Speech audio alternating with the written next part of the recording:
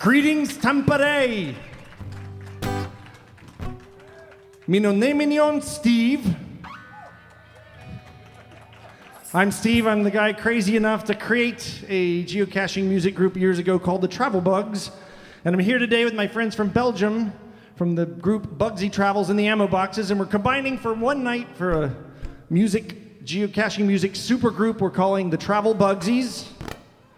So it's good to see you, buddy. It's good to be back on stage. Thank you. My Finnish is limited to Quito. Kiitos. Sorry, Quito. And Kiitos not even paljon. that, it seems. Very sorry for that. So Jan, I have a confession. You do? I'm a horrible cacher. Like if it's difficulty 1 and all the logs say easy find, I saw it right away. I look for hours and I can't find it. How about you? Right. I still love you, buddy. But have no fear, because there's a guy who's worse. We know a worse cacher. His name is Daniel Neville Flunkerbaum III. Initials D and F. He's searched for years and he's never found a geocache.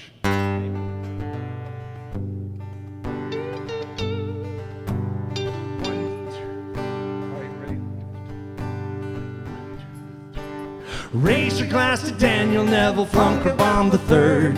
He's the worst cacher to have ever walked this earth. For 20 years he's searched, but a cache he's not found.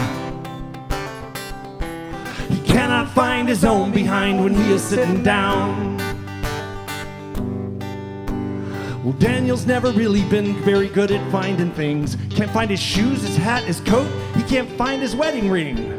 In fact, he's lost so many things he hasn't much to show. He checked the lost and found, but he can't find that, you know. When Daniel was a little boy walking down the street, he came upon his friends. They were all playing hide and seek.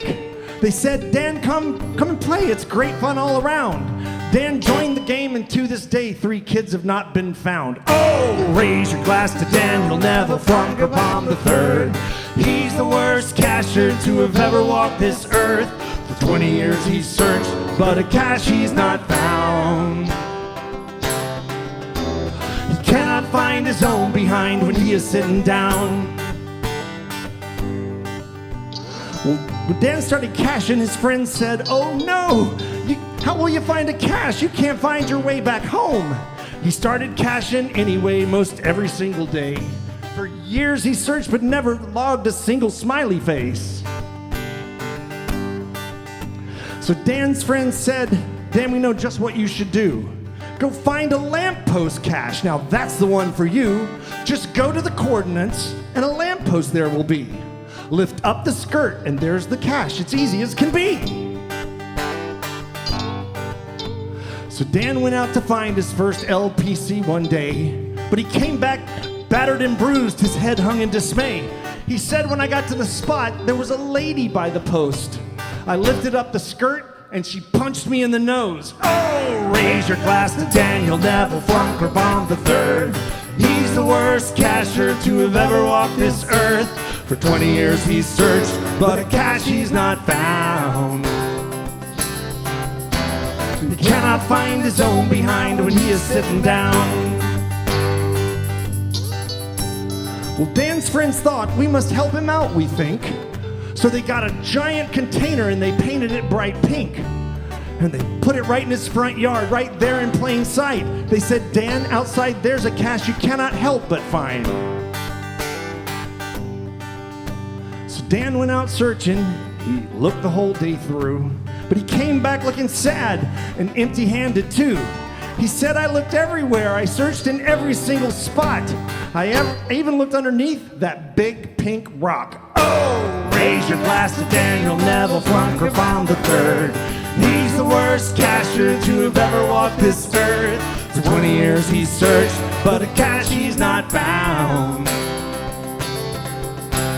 He cannot find his own behind when he is sitting down. Well, Dan's friends hated to see Dan feel so blue. They looked at one another and they said, we know just what we have to do.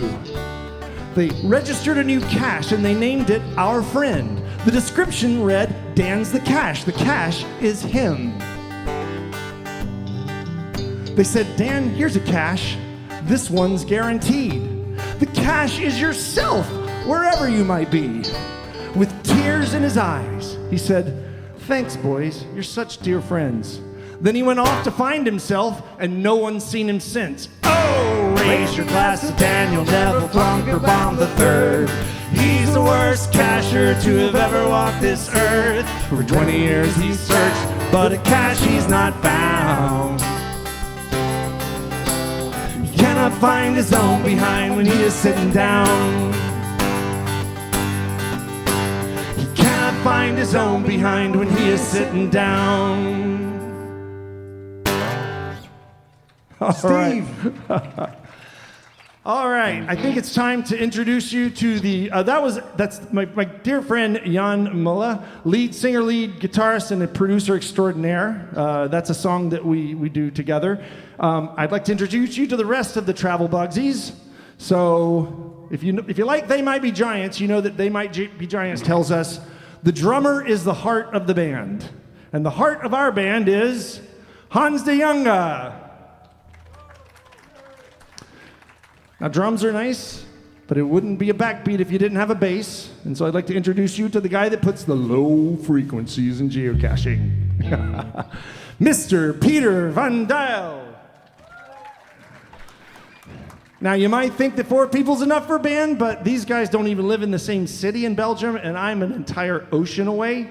So sometimes we need a guy to keep us on track, a guy to keep the rhythm, make sure we're in the right place. And for us, that guy is a 4th level Jedi Zen Buddhist wizard, the muscle from a little outside of Brussels, Nico van Dam. All right, this one's called Took Nothing, Left Nothing, Signed Log.